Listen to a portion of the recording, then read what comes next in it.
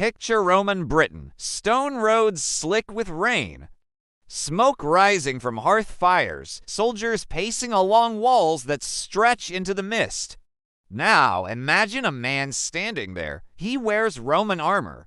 He speaks Latin, he follows Roman law, and his skin is dark. That single image quietly dismantles everything most people believe about Britain's ancient past, because black people lived in Britain nearly 2,000 years ago. Not as visitors, not as legends, not as modern projections.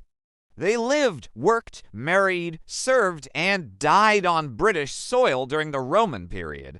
Yet for generations, this truth was ignored, minimized, or erased.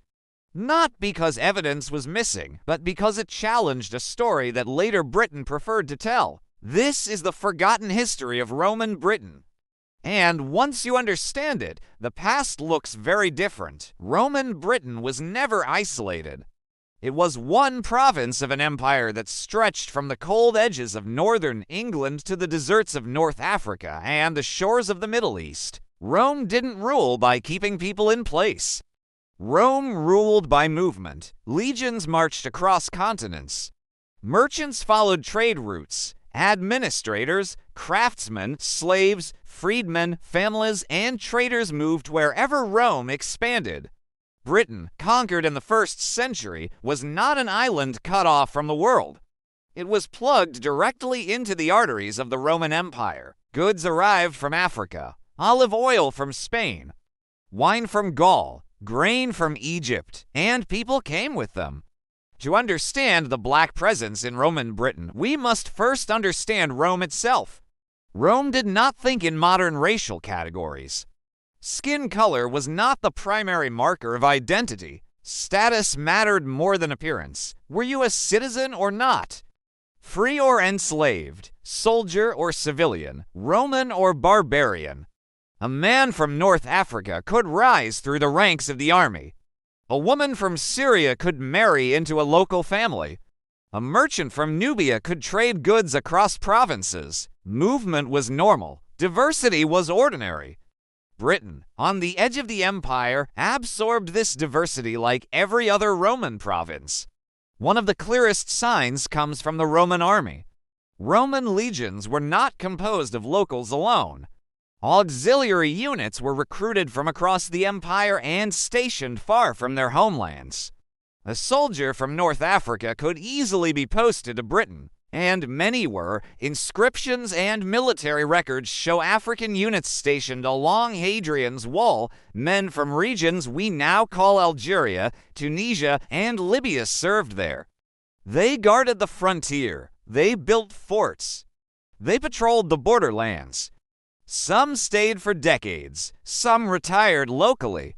Some married British women. Their children were as Roman as any born in Italy. Archaeology confirms this presence. Graves uncovered in Britain reveal individuals with African ancestry.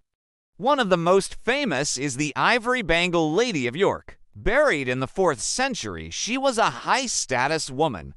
Her grave contained jewelry made from ivory and jet.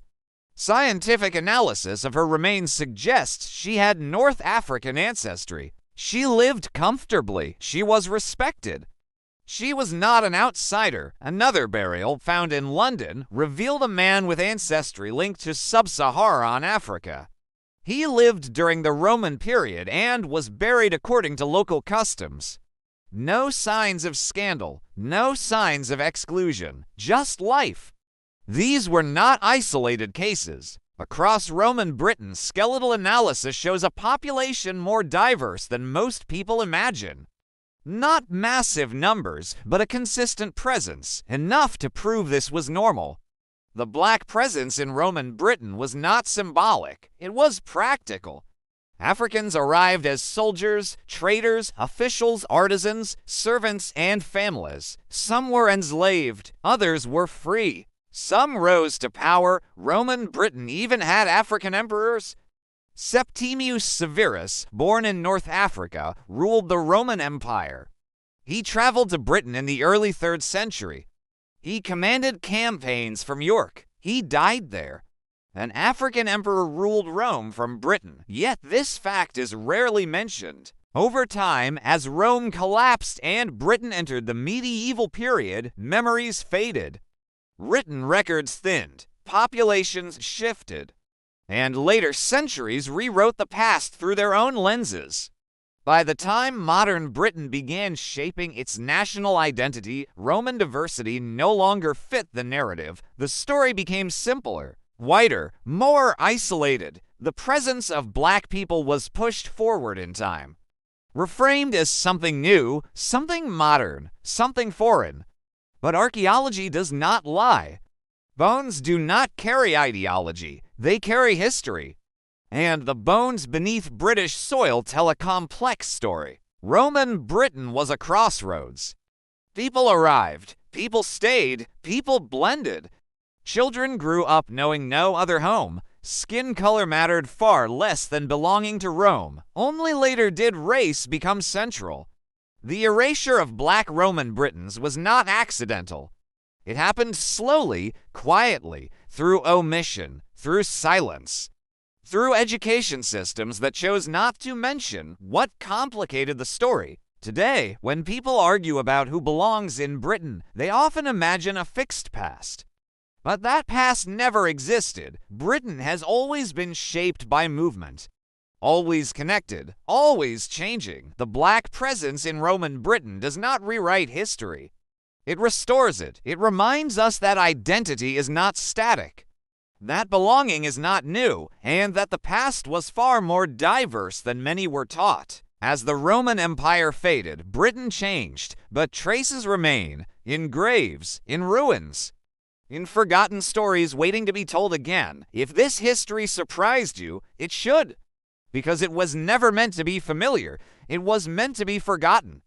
And remembering it changes how we see everything that came after. Stories like this disappear when no one keeps telling them. We're here to make sure they don't. Wherever you're watching from, and whatever time it is right now, this past belongs to you too. Because Britain's history has never been one color, and it never will be again. Thanks for watching, and be sure to subscribe for more hidden history.